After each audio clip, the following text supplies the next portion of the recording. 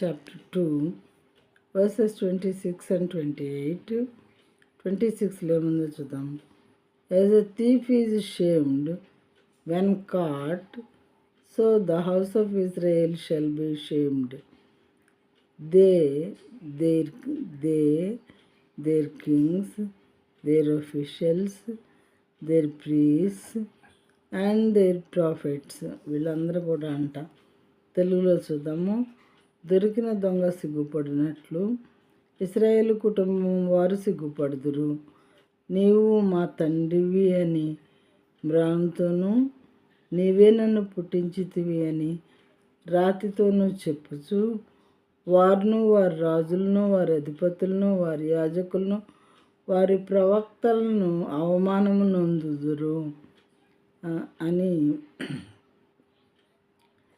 మరి ఇశ్రాయేలు కుటుంబం వారి గురించి, అంటే ఇశ్రాయేలీల గురించి దేవుడు చెప్తున్నారు.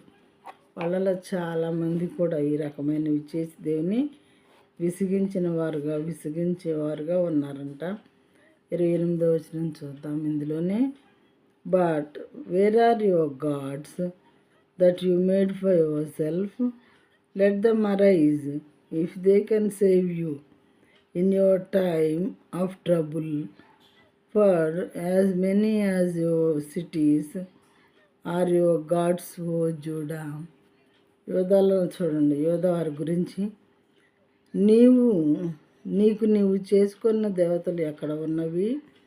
అవి నీ ఆపత్కాలంలో లేచి నిన్ను రక్షించునేమో. యోధా, నీ పట్టణములు ఎన్నో నీ దేవతలన్నీయే కదా అని చెప్పి దేవుడు చెప్తున్నారు యోధా వారి గురించి.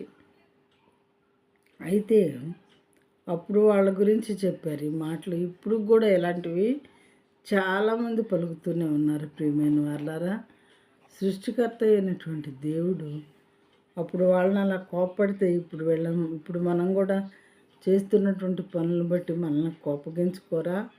మనకు పనిష్మెంట్ ఉండదా? మరి మనం పరలోకానికి వెళతామా? సరైన మార్గంలో నడవకపోతే, పరలోకానికి వెళ్ళకపోతే, స్వర్గానికి వెళ్ళకపోతే నరకమే కదా మిగిలింది. చనిపోయిన తర్వాత నరకంలో పురుగు చావదు, అగ్ని ఆరదంట. యుగ యుగాలు అందులో పడి కాలుతూ తిరగవలసిందే అని చెప్పి గ్రంథంలో రాయబడి ఉన్నది. ప్రియమైన వాళ్ళారా, ఆ ఘోరమైన నరకాన్ని తప్పించుకోవటానికి మనం ఏం చేయాలి? ఎవరికి వాళ్ళు ఆలోచించుకొని మార్గాన్ని వెతుక్కున్నట్లయితే మనకి ఆ దుస్థితి పట్టకుండా ఉంటుంది.